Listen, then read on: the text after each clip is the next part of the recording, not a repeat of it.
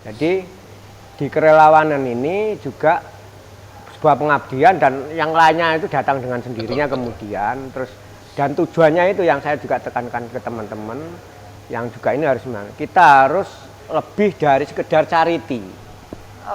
Ini penting saya tekankan. Kita harus empowerment. Karena kalau kita charity itu justru terkadang kita mereka ketergantungan dan kita menjerumuskan.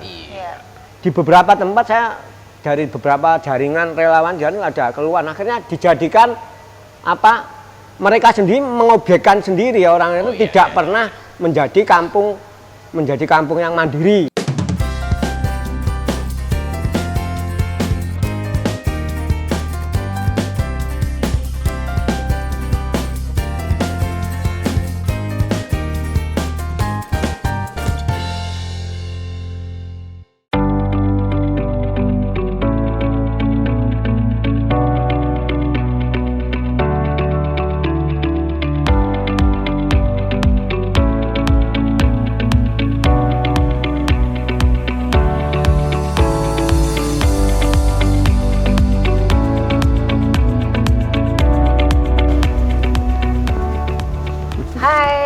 Talkers, kita ketemu lagi dan masih bersama Novi dan Nurdin dan kita masih akan ngobrolin tentang berbagai macam profesi yang ada di sekitar kita. Baik profesi-profesi yang unik, langka dan juga profesi-profesi masa depan. Dan kita saat ini masih berada di Haris Hotel Satelit, Bundaran Satelit Surabaya, di Jalan HR Muhammad. Jadi ini Stay Bright. Betul, orange terus kemudian suasananya juga menyenangkan, style anak muda buat esmut, masih suka lah mengadakan acara di sini. Mau esmut apa espas? Nggak ada yang nggak tahu mungkin espas itu kendaraan apa ya.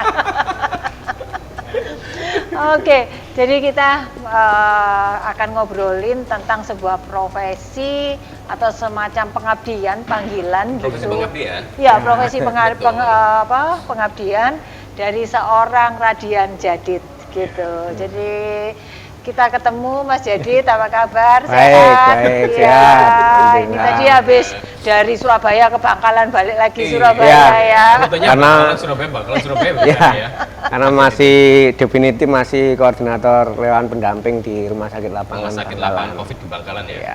Oke. Sekarang gimana kondisi Rumah Sakit Lapangan? Sudah zero pasien dan memang kita mau lihat nanti sampai H+14 dari Lebaran itu kira-kira parameternya kalau itu aman insya Allah Jatim aman ya harapan kita segera selesai lah. Amin, alhamdulillah. Karena kan mostly sudah level 1 ya. Ya. Jatim level 1. Masih Pamekasan ya mungkin masih level.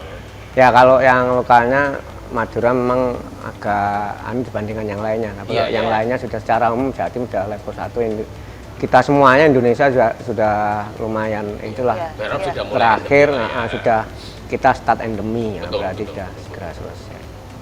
Kalau saya nanti harapannya segera selesai ya kita bisa pengabdian di yang lainnya. Jadi profesinya beliau Mas Djadid adalah pengabdian dimanapun pokoknya beliau mengabdi gitu ya. Jadi seorang relawan yang merelakan waktunya untuk menjadi seorang relawan. Untuk melakukan aktivitas aksi-aksi sosial. Baik di bencana yang seperti gunung meletus, banjir, COVID dan juga beliau juga aktif di masyarakat di kegiatan-kegiatan sosial. Sekitar sosialnya. Betul, nanti kita akan gali ya. Mas Djadid, kok profesinya sebagai relawan kan gitu. Apakah memang sejak dulu pengen jadi seorang relawan atau gimana ceritanya? Ya. Asal muasalnya. Ya, kalau asal muasalnya saya lahir ceprot itu sudah pramuka. Bapak itu seorang pramuka, andalan nasional dulu almarhum juga. Sebelum itu kan di Kepanduan. Jadi di Kepanduan terus termasuk juga inisiatornya gerakan pramuka bersama teman-temannya. Sejak kecil sudah diajak berkemah dan sebagainya, akhirnya terbawa SD, SMP, SMA ya jadi pramuka. Sekarang pun status saya masih pembina pramuka di ITS, UKM Pramuka juga. Kakak pembina. Jadi dipanggil kakak terus. Ya. Jadi jiwa dasar dharmanya itu mungkin sudah melekat. Iya, meresap. Ada yang tahu nggak dasar Dharma Pramuka apa saja tuh hafal ya? Di googling ya, di googling aja. Di googling aja. Nanti jadi Gampang itu Taci Papa Rera Hedis bersuci ya. Ini. Oh iya iya Apa itu? iya. Nah, googling. Jadi itu terus ya dari orang tua juga berarti ya panggilan hati juga, terus ya dinamika sejak kecil berinteraksi begitu terasa mungkin jiwa Iya. itunya. Karena kiprah beliau ini di berbagai macam kegiatan Iya, gitu makanya, loh. bukan hanya bencana alam Bukan saja. hanya bencana. Kalau misalnya ini dari apa? Mungkin bisa diceritakan di kegiatannya apa saja ini, Mas Jadid? Ya kalau dulu ya di Pramuka berarti ya banyak ke relawanannya di sekolah ya toh di Iya. SMP. Nah, kalau yang di perguruan tinggi saya juga begitu masuk ya di Kuliah, aktif ya. berorganisasi di senat ya juga pendampingan di masyarakat. Pada saat itu 98 ya kita ya nyon sewu golongan asu anti Soeharto. Akhirnya juga ada kekritisan kita untuk mengadvokasi masyarakat. Nah, di situ yang terasa kita sempat mengadvokasi warga yang tanahnya dicaplok dan sebagainya, itu yang terasa sehingga selain juga panggilan dari ayatnya kan agama itu kan, dan salah satunya yang juga menjadi prinsip hidup saya bahwa kalau orang hidup itu kalau bisa yang bermanfaat sebanyak-banyaknya buat seluruh orang lain dan malah seluruh makhluk hidup. Nah itu yang menjadi spirit bagi saya untuk ya sudah apa yang bisa saya berikan, apa yang bisa saya tolong, saya coba untuk memberikan itu. Begitu. Karena memang menjadi seorang relawan itu nggak gampang sih, panggilan hati terutama itu nomor satu sih. Betul. Ya kan? Karena memang kita tidak mendapatkan materi di sana, ya kan? Tapi apa yang kita lakukan di sana adalah betul-betul ya lillahi ta'ala ya Mas Jadid ya. Gitu. Jadi memang kalau secara teoritis kan mungkin relawan ada yang karena ada imbalan bisa jadi ada yang karena tugas, jadi badan, ada yang karena ada yang karena panggilan hati, ya ada yang memang hobi juga ada yang ada banyak, tapi ada titik temunya ya bahwa kerelaan adalah sebuah upaya untuk mencoba empati menolong orang lain. Ya sudah itu aja kalau bagi saya, itu aja yang diambil titik temunya, kita tidak perlu dianur latar belakang masing-masing karena bisa jadi kok orang yang memang beda-beda sehingga nanti kapasitas, tingkatannya sebagainya, yang penting kan masih ada itu yang menurut saya patut diapresiasi.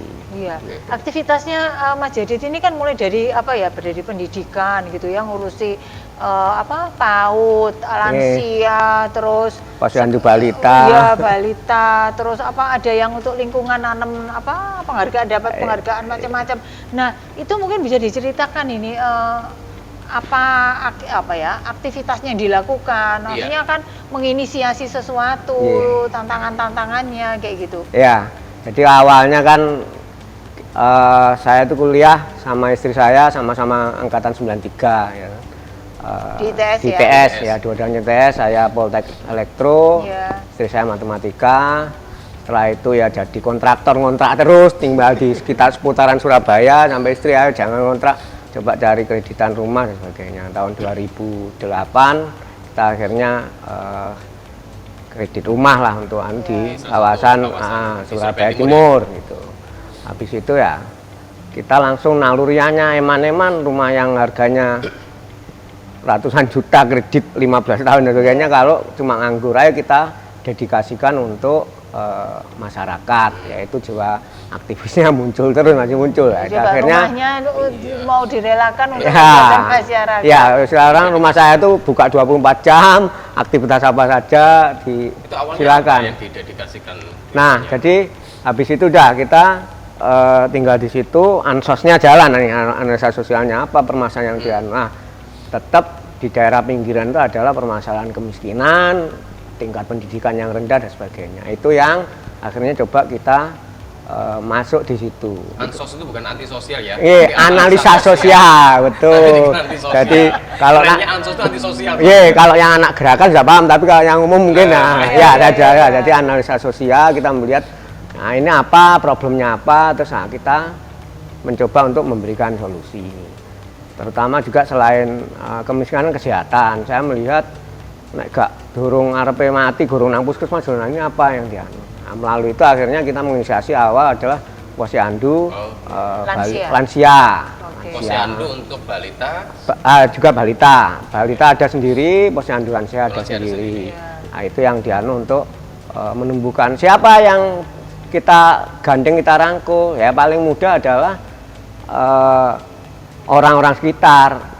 Kalau misalkan Pak RT, Pak RW-nya punya kekuasaan, nah kita gandeng istrinya untuk menjadi kader dan sebagainya. Nah, itu adalah juga dari hasil analisa kita, peluang pendekatan yang baik adalah yang ya kita menggunakan orang di sekitar, kita menggunakan yang dekat dengan pengampu atau stakeholdernya akan lebih mudah untuk mengajak. Akhirnya bisa 2 tahun kita istilahnya bandani dhisik kan ya. Awalnya berarti swadaya. Ya swadaya, ya kita untuk makan ya kadang dapat sumbangan dan itu kita itu kan. Sambil kita selalu ingat Surabaya Bu Risma programnya mesti ada, siapapun wali kotanya kan mesti wah warga Surabaya gini. Nah, itu yang coba kita akses, kita hubungkan dengan dinas, ternyata ada program ini. Legalitasnya kita penuhi syaratnya, kita ya alhamdulillah kini ono database ya kita rapikan itu dapat bantuan. Gitu. Tapi yang pasti ada diinisiasi dulu. Betul. Ya kan? Nah, itu karena kalau tidak dimulai orang nggak akan tahu ya. Iya. Dan siapa yang menggerakkan kan harus ada gitu kan. Kuncinya satu tadi inisiasi dan ya udah ayo dimulai dulu. Kalau udah dimulai muncul tantangan akan mudah kita cara ngatasinya gimana. Tapi nggak mulai takut dengan tantangan nggak akan pernah mulai. Satu itu. Yang kedua konsistensi. Ah ini yang itu kan yang berat. Ini yang istiqomah itu ayatnya kan istiqomah. Sedikit tapi berkelanjutan terus-menerus lebih baik daripada gebiar yang jauh. Nah, ini yang juga sering masukan saya. Kalau orang bilang utun. Betul, utun itu yang memang sulit. Gebiar gampang, pemenang dana, makanya era sekarang kan juga belum bayar ini jadi sebuah event, wah tapi habis itu sudah hilang. Saya sering guyonnya ada prestasi apa gini, ayo wis gak apa Diana, kita lihat 3 bulan ke depan. Gitu. Makanya saya juga dampingi kan juga urban farming, kita dampingi ada dulu sampai kalau jenengan googling kampung Markisa ya saya menginisiasi, saya contohi, saya nanem. Padahal itu Surabaya Pak? Iya Surabaya bisa. Markisa kan kita bisa akhirnya pertanian vertikal, ada banyak ide. Tadi kalau sudah kita mulai kan ada banyak itu. Cara menggaitnya gampang, saya undang, saya kasih minum, kok enak ini. Mau nanam sudah siapkan bibitnya ini. Seperti itu. Jadi sirup Markisa. Ya, jadi sirup Markisa. Kita kenal dari dulu ya, bertamu. Kenalnya Markeso. Saya Markisa belinya dari Ujung Pandang. Kita dari Medan. Nah, itulah pola-pola saya untuk menggait tertarik. Akhirnya gitu sih dilakukan. Terus kemudian apa tadi? Balita. Posyandu balita, lansia. Terus urban farming gitu kan. Kita juga bikin sekolah rakyat. Karena juga itu konsepnya gimana? Sekolah rakyat memang terinspirasi kan zaman dulu kan ada suara di ya kita. Bapak saya. Kita dengan sekolah rakyat apa ya sebagai media wahana untuk bagaimana bahwa katanya undang-undang anak Indonesia harus mendapatkan hak pendidikan. Wali kota menyatakan arek Surabaya kudu iso sekolah kabeh tak jamin dan sebagainya. Selalu kan kita menghadapi adanya policy yang bagus, tapi di bagaimana sampai implementasi mesti ada gap sih. Nah, kita yang mencoba masuk di situ untuk menghubungkan. Jadi bukan membuat sekolah alternatif, bukan alternatif kok ya ngalang-ngalangi pemerintah. Justru fasilitas pemerintah ini kita optimalkan. Caranya ini bukan sekolah pengobatan. Bukan. Kita dorong mereka untuk tetap sekolah di yang umum. Jadi anak-anak ini gimana sekolah rakyat itu adalah mereka tetap yang SD mau ke SD negeri bisa negeri, SD yang swasta tetap usia bersekolah di sekolah yang sudah disiapkan. Tidak mampu. Nah, kebanyakan memang kalau daerah pinggiran dan sebagainya, yaitu yang kita orang tuanya banyak yang putus sekolah SD gak telur. Bagaimana dia bisa menginspirasi anaknya kan enggak Yus Jarno ya. Itu yang kita hadir. Sementing iso maca tulis hitung-hitungan kelar duit. Iya. Nah, itu Anda ini nanti ini kan mau nih kenaikan kelas nih atau juga nanti yang anak-anak kelas 6 lulus ya nanti jadi bapak ya kayak bocah Saya akhirnya jadi orang tua wali daftar ke SMP 30, SMP 45. Oh, itu mereka melalui proses seleksi juga nggak? Misalnya? Enggak. Ya tetap semua ya pokoknya yang duafa yang Ya, saya di kelola dan sekarang Jadi, kan atau pakai gini, mereka sekolah tapi dengan fasilitas apa pakai surat keterangan tidak mampu gitu, bukan? nah juga? banyak yang seluruhan saya coba saya akseskan. Mereka yang harusnya punya hak SKTM dulu ya SKTM kan, Ya. SKTM ya saya uruskan. SKTM itu apa? Surat keterangan tidak mampu. Oh, Sekarang iya. kan sudah diganti jadi kartu Indonesia Pintar, ada yang kartu iya. Indonesia Sehat. Iya. Ya itu kita bantu di datamu. Oh iki gorong KTP KK belum ada ya kita Jenengan yang akseskan, uruskan. nggih, kita uruskan ke puskesmas dan sampai mereka dapat sehingga hak mereka memang betul-betul ada. Ya, ini kan yang dibutuhkan kan ini. Nah, termasuk anak-anak itu ya yang belum sekolah ya belum sekolah. Ternyata dia misalkan belum punya KTP ya kita akseskan kita. Kalau yang sekarang yang itu ya punya akte lahir. ada juga yang seperti itu ya kita. Nggak punya akte lahir itu nggak boleh sekolah.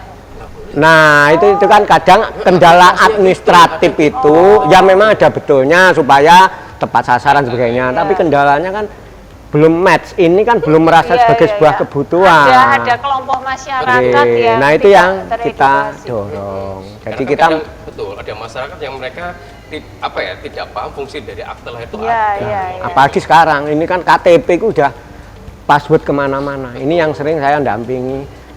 Dan ya jenengan gimana misalkan yang pemulungnya kan enggak mikir bahwa itu penting. Padahal kalau jenengan punya ini saja hak nanti sudah ada banyak. Termasuk sekarang ini kan yang apa tunjangan macam-macam itu. Nah ini yang sering kali kita dorong sehingga mereka tadi tetap bersekolah terjamin tingkat pendidikannya. Yang kedua, nah malamnya kita berikan tambahan pelajaran. Relawannya dari teman-teman dekat kita apa anak-anak mahasiswa ITS, mahasiswa Poltek, mahasiswa UNER yang menjadi relawan yang ngajar, tentor, ngajarin mereka bimbel gitu ya? bimbel gratis untuk itu. Les-les lah ya. Les-lesan Tambah. gratis.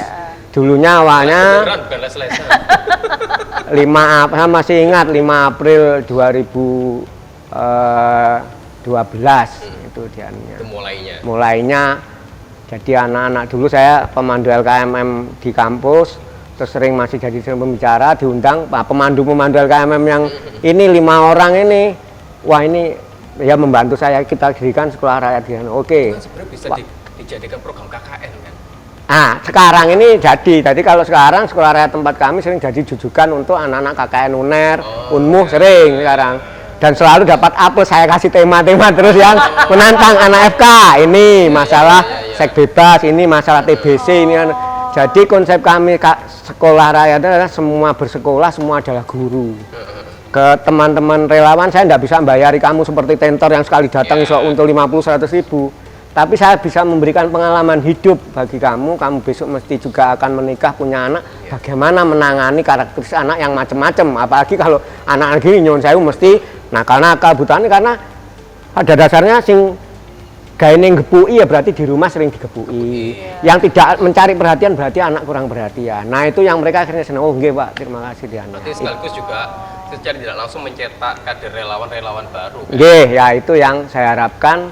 Saya tidak memaksa, tapi harapan saya memberikan pengalaman terkendali, itu mesti nancep akan di tempat yang lain. Dan betul, jadi relawannya itu salah satu sekarang yang diantara 5 itu, cewek ini sudah di Dignas dan sekarang sudah jadi asesor, sering ke luar ya, ke pelosok untuk asesmen pendidikan SD dan right. Loh, kamu kok daftarnya iya Bu, saya tertarik dan saya melanjutkan ini. Karena jiwa relawan. Waktu kunjungan ke Sidoarjo, Surabaya masih tetap mampir sebagai rumah bagi mereka.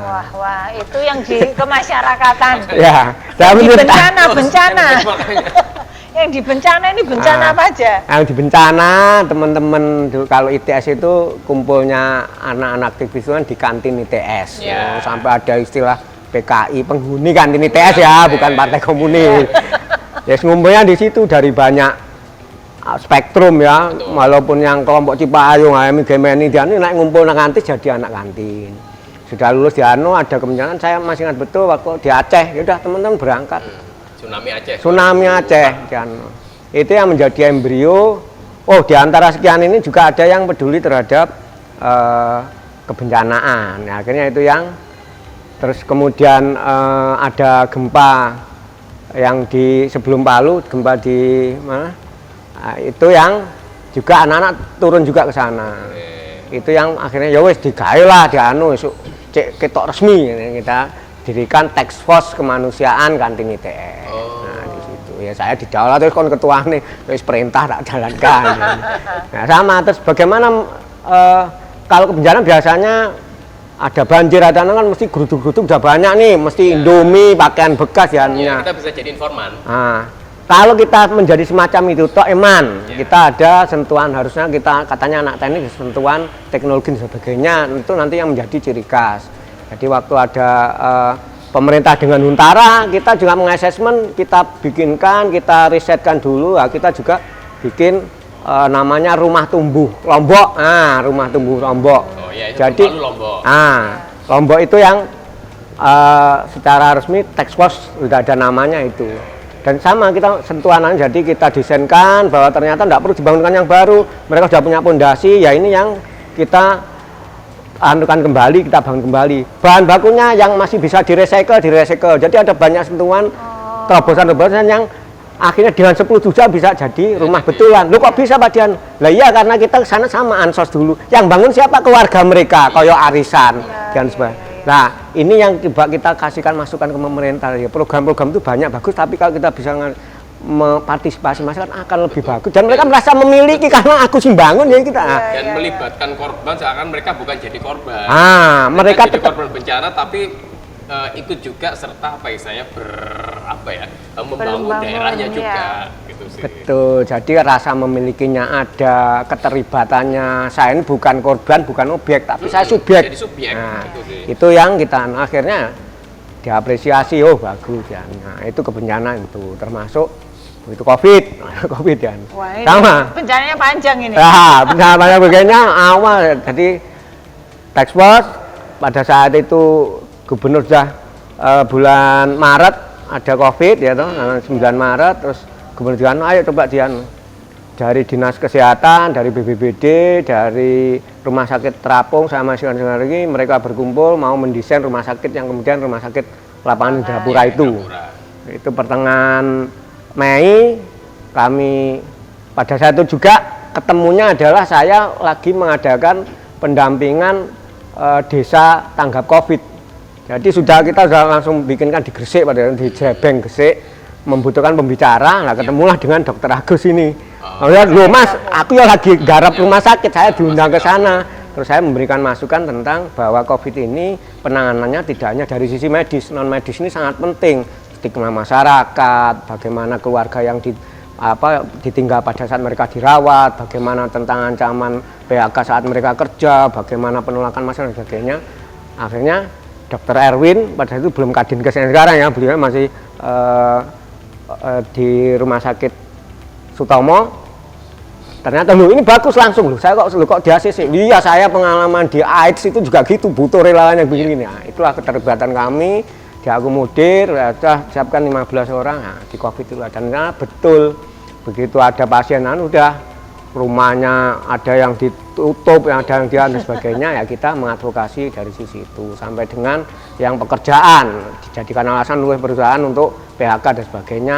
Padahal aturannya ada, kita juga pelajari teman-teman yang diadvokasi juga ada permen peraturan Menteri Tenaga Kerjanya begini-begini, ya itu yang kita advokasi ratusan juga.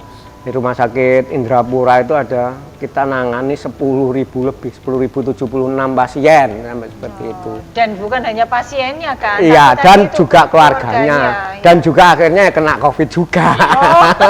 Resiko yang sudah, itu yang sudah saya tekankan ke teman-teman. Karena kita sudah mewakafkan diri, istilahnya bahasa mentereng. Kita tapi siap ya resiko terburuk adalah terpapar dan meninggal. Iya, karena berhadapan langsung. Iya. Dan saya alhamdulillah dikasih hidup kedua bahasa saya. Karena saya sempat koma 1 minggu lebih, saya parah, sempat dipindah ke Sidoarjo, tapi untungnya ditangani 5 dokter spesialis Rumah Sakit Lapangan ini masih bisa sembuh.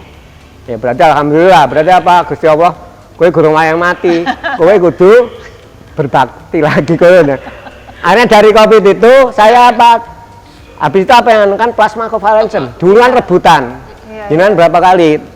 Ini masih ada bekas kayak tatonya, saya donor berapa kali? 14 kali. Ya Allah. Jadi tiap 2 minggu, Bagus sekali konvalesen itu boleh. nah 2 minggu sekali. 14 pun berhenti karena memang programnya PMI dihentikan. Jadi saya mau donor ke 15, Nggak bisa. katanya apa kantongnya sudah habis, ya sudah donor darah biasa. Saya melanjutkan donor biasa. Jadi ya Luar memang biasa, banyak. luar biasa. Mas, Iya. apa ya? Kalau diamati tadi kan banyak sekali kerelaan Anda di dalam berdedikasi di sosial kan. Nah, tadi ya Bu Novi ya, PAUD, kemudian SR, ya kan, terus kemudian Lingkungan tadi. sampai ke Yang bencana, bencana, alam, sakit sampai kemarin, ke COVID, pandemi, ya. itu. Membagi waktunya gimana, Mas? Oh, Antara oke. Anda dan keluarga dan sebagian dan pekerjaan utama. Pekerjaan utamanya apa sih, Mas?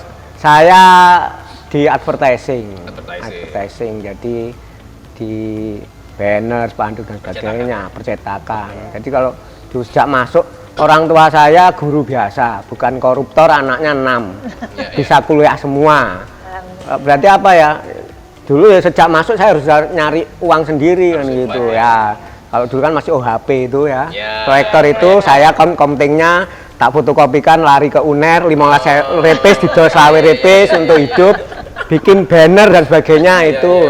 Guys stempel dan sebagainya sampai dengan sekarang. Itu kalau dari hidup saya ya, pendapatan hidup dengan istri saya juga kita punya toko buah dan sebagainya. Itu kan untuk pendapatan, artinya Mana toko buahnya? di Kejawan atau di online ada rumah buah Kejawan. Rumah buah Kejawan. Oh, sudah kekinian pakai online juga. Ya, kita juga harus mengikuti itu Iya, karena iya, ternyata omset yang dari online juga lumayan. Iya, Ya sudah kita mengikuti, anak membantu dan sebagainya. Yang menjadikan keyakinan saya adalah ya waktu kapanpun terus dengan modal apapun artinya ya harus kita mulai dari sekarang, kita mulai dari jangan esok karena akan tidak pernah ada jaminan esok kita bisa seperti apa atau bisa melaksanakan apa. Itu yang menjadi prinsip saya, sehingga jadi relawan gak perlu kudu ngenteni sugih terus berarti penyakit dan sebagainya. Itu yang dan bagi saya akhirnya apa keseharian bagi hidup ya udah kalau bisa ya hidup itu bermanfaat itu ya jadi relawan salawasi ya enggak apa-apa. Bahwa Jadi yang sampai kapan nggak tahu ya Mas ya, Didit ya. ya sampai mungkin sampai liang lahat itu karena berkerelawan pun selain pengabdian kan juga nyari ilmu. Betul. Nah, itu kan tuntunannya cari ilmu dari ayunan sampai liang lahat. Nah, itu yang saya pegang sehingga membaginya ya enggak ada, dan itu sudah clear dengan istri dengan anak-anak clear. Artinya ke anak-anak juga kamu anaknya bapak ibu, tapi bapak ibu juga menjadi orang tua yang lain. Jadi jangan marry ke yang lain. Dan saya meyakini betul ya jenis di Islam dianu bahwa kamu memberi menolong pasti ditolong itu ya. Alhamdulillah anak-anak ya kita ngajari dianu, ya anak-anak ya sukses di pendidikannya, gak perlu ngelesno di macam-macam itu. Yang dua waktunya kuliah ya di tes semua, satu di desain interior, satu di statistika bisnis. Ya walaupun bapak ya aktivis di IKA dan sebagai kenal rektor sebenarnya dia tidak perlu meminta rekomendasi walaupun itu mungkin bisa dan entuk ya, tapi ternyata aktivis yo. Lah ya ada banyak passwordnya mungkin, tapi enggak, mereka ujian sendiri, lolos sendiri. Yang nomor 3 alhamdulillah sekarang di Gontor, dia minta mondok ya sudah saya. Jadi kalau kampus Merdeka sudah saya terapkan sejak dulu ke anak-anak saya. Dia mau mondok karena keinginannya sudah di sana, dia jadi koordinator anak-anak sak kampusnya, dia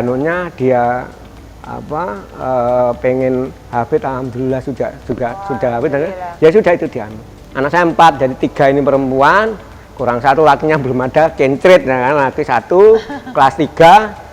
Sekarang kelas 3 SD Mas ya. Oh, jauh ya. Nah, dan sama kita tidak perlu ngajari ya karena dia mungkin tiap kali kita ngajari ya dia nyemak sendiri. Jadi waktu dulu tes awal 6 tahun jadi belum sampai 7 tahun ya wis isok maca, wis isok perkalian ya sudah. Ada orang belajar. Nah, sudah melihat sendiri. Dan ya itu yang menjadi keyakinan saya bahwa kita ngopeni orang lain, insya Allah anak kita juga diopeni. Nek sing ngopeni Gusti Allah sudah. Wis, itu yang menjadi kepuasan apa sih sebenarnya menjadi seorang relawan itu Mas? Sekarang gini loh, setahu saya kan kalau terutama ya di korban di bencana alam kan, itu kan suasananya sangat tidak nyaman, sangat tidak nyaman sekali. Bahkan tidur dengan duduk gini pun juga akan dilakoni. Belum lagi kalau hujan dan sebagainya kan hanya puncuan doang. Iya, gitu kan. betul. Yang dirasakan apa sih? Ya kepuasan batin itu kan relatif. Kalau di saya ya udah, kalau kita bisa menghadirkan senyum saja kepada orang-orang yang mendapatkan bantuan itu sudah sesuatu yang sangat berarti sekali di saya. Dan itu kan ya tidak sangat mau dihargai berapa, enggak, harganya tidak terhingga. Artinya apa? Berarti kan betul kita itu bisa bermanfaat buat orang lain. Nah, itu yang saya kadang sampai terenyuh Mas. Jadi misalnya yang anak kenaikan kelas gini, kejauhan itu jauh dari SMP, paling dekat 1,5 kilo jauh. Jadi ini perjuangan saya zonasi, wes gak bagian terus ya toh. Oh, jauh dari sekolah-sekolah. Iya, karena jauh gak kena terus. Nah, itu berarti saya harus memperjuangkan. Habis itu karena jauh. Dulu berapa tahun yang lalu ya, anak 9. Udah yang naik SMP jauh-jauh semua. Ya apa caranya? Waduh, butuh sepeda ini. Nah, saya ngontak aja alumni, Mas, iki lho anak buatan. Alhamdulillah dikirimi duit 3,5 juta gak cukup, lek tuku sama tak golekno nang Pasar Gebong di yang second tapi orangnya pun jalan kebaikan ketemu kebaikan Mas. Loh Mas kok Pak kok beli banyak, iya gaya anak-anakku anak donatur. Ya wis tak kei rego pokok. Jadi bisa dapat sepeda dan bawa pulangnya sama milio siji-siji kan. Nah, yang terenyuh apa? Satu, dan saya selalu ini dalam konteks pendidikan, ini tak pinjami bahasa saya begitu agar supaya apa tanggung jawab ya, untuk dijaga gitu. Walaupun ya wis kan sebenarnya los. Iya. Sorenya orang tuanya datang dikembalikan. Tidak sanggup untuk menerima tanggung jawab ini. Saya nanti kalau rusak gimana? Kalau saya tidak sanggup. Bagi saya begitu mulianya orang ini. Akhirnya saya inggirkan, saya enggak kok Bu, ini gratis, ini bantuan monggo baru dibawa pulang lagi. Jadi itu juga yang ada banyak pelajaran mulia yang kita bisa dapatkan dari hal yang kelihatannya sepele dari sebuah kejadian-kejadian. Nah, itu yang sering saya ceritakan menumbuhkan bahwa oh ya, kedermawanan, kerelawanan apa gitu dengan keikhlasan itu udah balasannya tak berhingga. Jadi di hal yang ya akhirnya sama dengan kita biayai tadi posyandu, ternyata ada saja donatur dan sebagainya. Dan termasuk Sekolah Rakyat Kejauhan ini 3 tahun yang lalu sudah bisa kita cloning. Nanti kalau jenengan googling Rumah Swedesi Keputih. Nah, itu di cloning sistemnya ya di kampung sebelah. Itu H-3 Lebaran, Mas.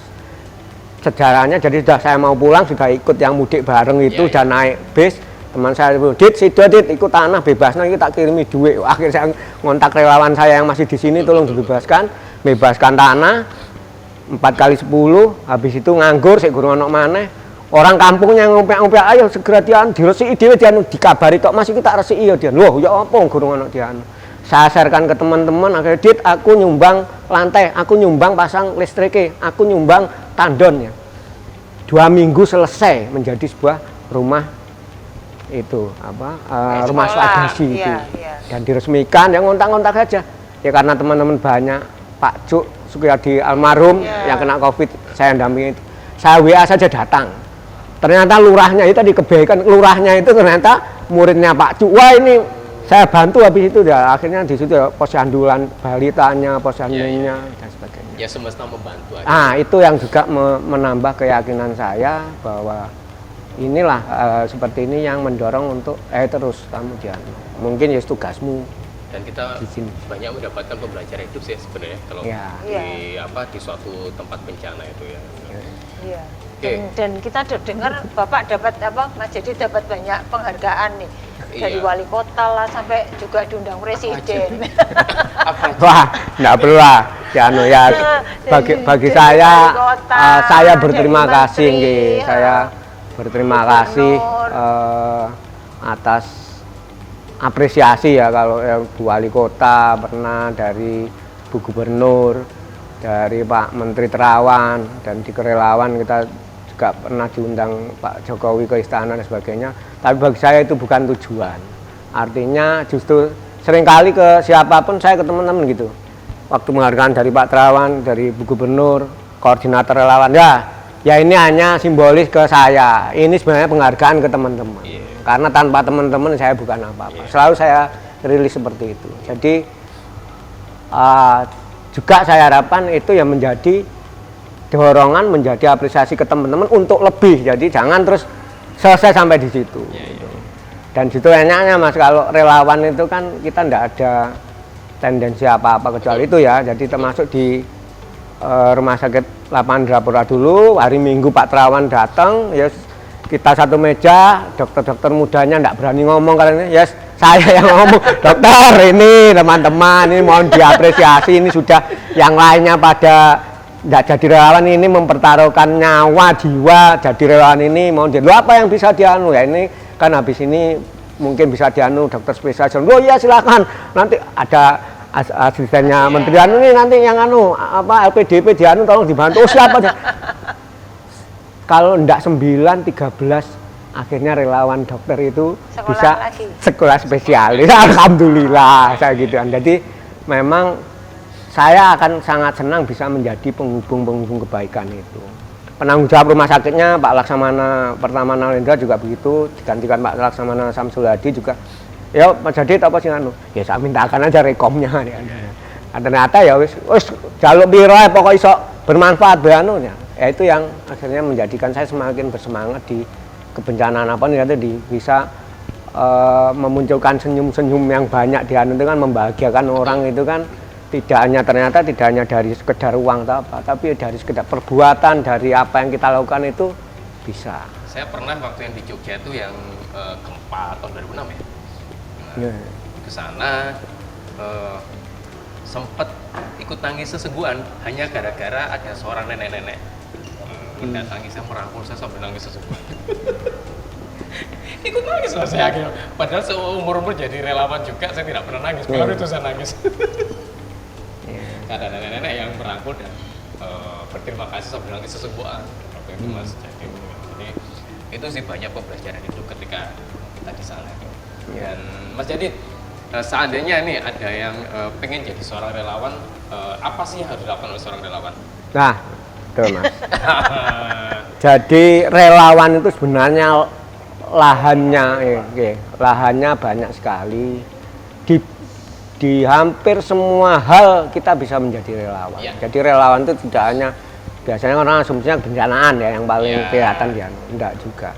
Ya tadi kalau saya mengawali di komunitas, di masyarakat, atau sebenarnya relawan itu minimal kita bisa menolongi diri sendiri, atau keluarga kita, adik kita, bapak kita, di hal apapun, di hal apa yang ada yang kurang, ada yang aneh, ya itulah kalau kita bisa memberikan nilai lebih, ya itulah awal dari kerelawanan itu. Contohnya misalnya apa, kalau di sekitar yaitu ada tetangga yang kekurangan butuh bantuan, baik katanya ayatnya kan kalau 40 kiri kanan si ono sing gurung iso mangan sementara kamu makan dengan enaknya, itu kan juga hal yang kurang benar-benar seperti itu. Jadi akhirnya ada banyak.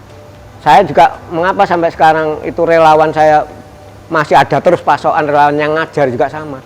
Dek, kamu diberikan kesempatan, diberikan apa kemudahan iso kuliah, iso dianu. Ini loh di depanmu ada anak-anak yang membutuhkan ilmumu yang dianukan. Saya challenge seperti itu dan nek kowe ngamalno ilmu kan nanti ya pahalane berkelanjutan dan sebagainya. Ya itu yang dianu. Jadi ada banyak dan itu tadi jangan bahwa kerelawanan itu hanya berupa donasi atau berarti kudu harus kaya, harus memberikan, enggak. Senyum saja bisa menjadi sebuah kerelawanan, tindakan-tindakan ataupun kalau sekarang ya medsos sebagainya menjadi apa menyebarkan informasi, itu juga sudah sebuah booster istilahnya. Booster dan sebagainya adalah sebuah kerelawanan. Jadi ada banyak yang bisa kita jadikan lahan untuk kerelawan. Kuncinya adalah satu, bagaimana kita bisa mengasah, menumbuhkan empati. Kalau saya dulu di kampus jadi SC Steering Komite Kegiatan Pengkaderan ya, menumbuhkan empati yang paling mudah saya comot, saya suruh terjun ke masyarakat, ya anen apa keluhan mereka, apa dianu mereka, apa yang bisa kamu berikan langkah-langkah solusinya dia. Seperti itu lebih mengena daripada kita ceramai dan sebagainya. Nah, dengan kerelawanan akan semakin banyak mengasah itu. Jadi terjun di sana, sehingga saya selalu kalau tiap kali ada rekrutmen relawan, jadi tetap prinsip saya juga gitu. Ini ada yang baik perlu disebarkan, perlu mencari kader. Ya. Saya memaksa juga menekankan ke diri saya sendiri, keberhasilan seseorang itu tidak hanya dari tadi sekedar bisa, tapi apa? Bisa memunculkan atau menumbuhkan penggantinya. Itu bagi saya. Ya, artinya ini prestasi sebagainya akan bisa diraih. Tapi kan harus menciptakan, kita umur terbatas, kita terbatas, tapi ide gagasan kalau bisa kan terus-menerus ya apa? Kita harus bisa menyiapkan pengganti kita, menyiapkan kader kita. Sehingga saya senang sekali setiap kali ada pengkaderan, ada rekrutmen dan sebagainya, dan itu yang saya tekankan sehingga semangat itu ada, tumbuh terus, dan mereka bisa bergerak di mana saja.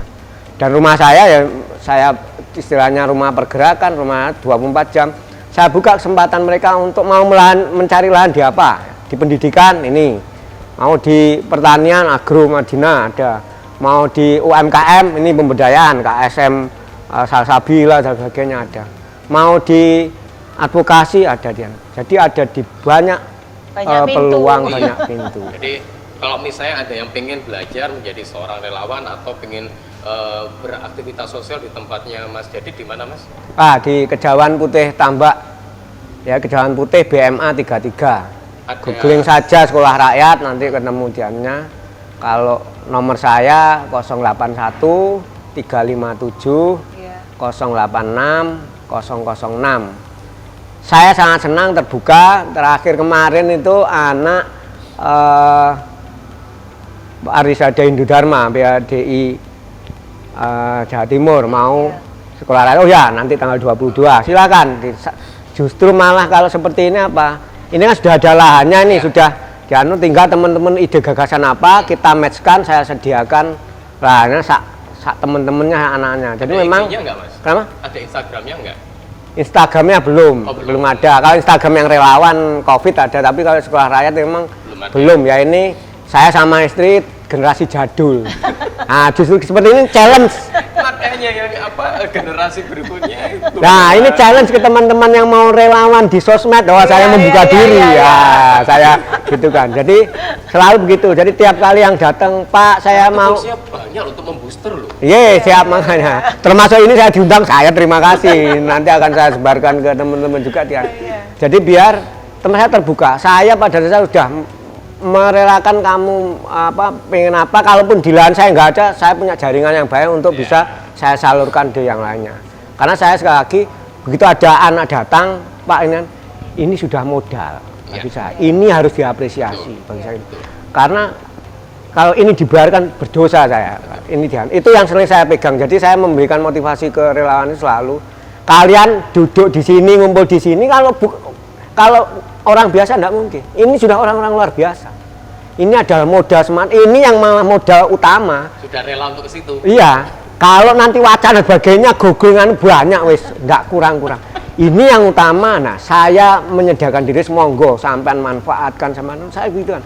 Sekolah rakyat ini kamu jadikan sekarang jadi ada MB teaching, ITS mengajar, dan dadekno program, malah seneng saya.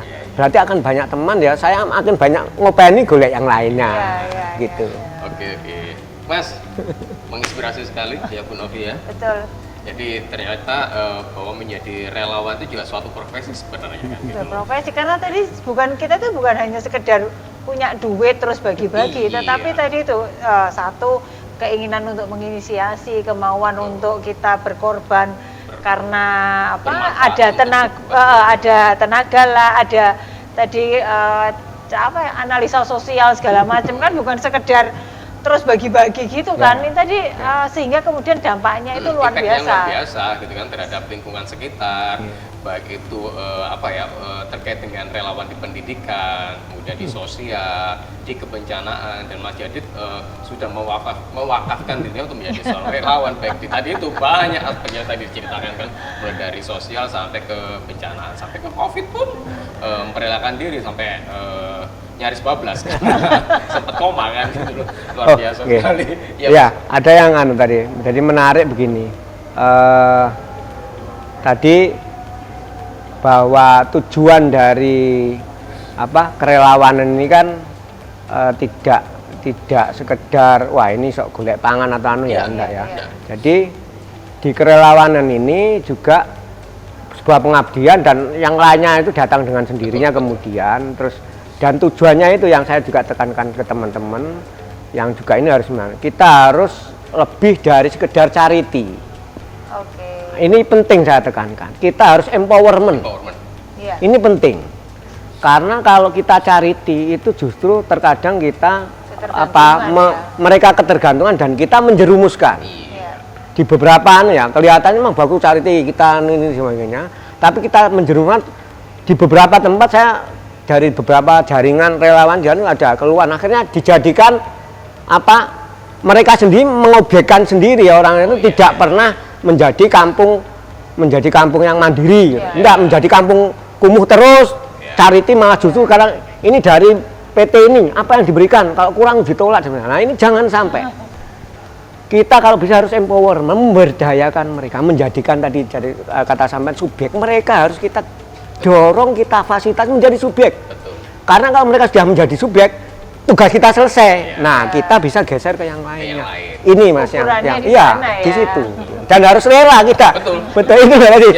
Yang penghargaannya rela kan itu nomor kesekian dan tetap kita menghormati apresiasi yang sama sekali, tapi itu bukan tujuan. Justru kalau bisa itu diberikan ke mereka. Itu saya pernah edukasi yang masyarakat pompa air yang tiap kali ini mau direbut oleh PT dan sebagainya. Ada kesempatan kongres sungai, ada gubernur, saya tarik saja, bisa foto dengan gubernur, bisa akhirnya dijadikan amunisi tani sudah bagus. Itu yang harus dianukan. Jadi Bung jadi relawan akan selalu dibutuhkan, ya kan? Dan mudah tidak karena membutuhkan pengorbanan waktu, tenaga, pikiran dan konsistensi. Konsistensi itu yang paling berat, konsistensi ya kan. Dan ketika sudah punya jiwa relawan sampai kapanpun itu akan tertanam ya Mas Jadid ya. Ketika kita sudah lanjut usianya pun mungkin kita tidak bisa dilakukan, kita menjadi relawan di hal yang lainnya. Dan itu sih obrolan dengan sosok yang luar biasa. Luar biasa sekali. Terharu biru saya. Dan jangan pernah manja untuk jadi seorang relawan, karena kalau Anda manja menjadi seorang relawan, ya Anda mending di belakang panggung saja. Jadi artis kan. Oke, thank you and talk ya kan untuk episode dengan Mas Radian Djadid, seorang relawan. Nggak ada IG-nya ya Mas ya? Belum ya, nanti ini PR nanti saya kasihkan ke teman-teman. Karena itu empowerment juga luar biasa gitu loh. Sementara IG-nya di ini yang relawan COVID itu. Relawan COVID itu ya, apa namanya? Apa ya? Bu Sita apa namanya Bu Sita? Relawan COVID apa namanya Bu Sita? IG-nya apa? Relawan COVID-19. Oke, relawan COVID-19.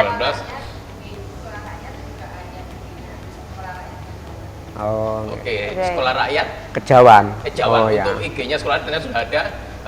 IG-nya @sekolahrakyat Kejawan. Jadi kalau misalnya ada tetangga sekitar atau saudara kesulitan untuk sekolah, bisa menghubungi IG tersebut atau nomor tadi yang disampaikan oleh Mas Djadid tersebut. Oke, thank you kembali lagi untuk Haris Bundaran Satu Hotel. Jadi kalau ingin ada kegiatan, di sini juga ada convention hall yang luar biasa ya Bu Novi ya. Jadi cukup besar dan los tidak ada tiang-tiangnya. Gede sih, nggak tahu berapa ya. Dan jadi bisa ada event, menginapnya di hotelnya, eventnya di conventionnya. Terus kemudian juga kalau mau menginap di sini juga luar biasa, sekitarnya cukup 5 menit dari gerbang tol satelit Surabaya. Terus kemudian lingkungan sekitar juga banyak makanan-makanan yang oke juga ya Bu Novi ya. Kuliner. Betul. Kuliner yang kaki lima lah, sampai yang restoran-restoran yang bintang 5. Kalau kiri ini kan kawasan Duku Kupang itu kan juga banyak makanan Kupang Indah tuh ya. Atau di seputar HR Muhammad, atau mau ke mall yang sebelah baratnya ada, yang sebelah timurnya juga ada. Jadi di tengah-tengah. Makanan juga oke-oke di sini. Oke, itu sampai jumpa lagi di episode berikutnya Entok dengan narasumber lainnya yang luar biasa juga, atau materi dari kami berdua juga oke juga. Ya, itu udah. Oke, Jangan jangan lupa untuk like, subscribe dulu ya, terus kemudian like, kemudian share kepada teman-teman yang membutuhkan. Ya. Dan untuk episode ini jangan lupa share sebanyak mungkin ya, karena sangat menginspirasi. Dan Anda menjadi relawan dengan men-share konten ini. Ah. Ya, Mas Jadi. Oke. Oke, sampai Ya. jumpa, Entok.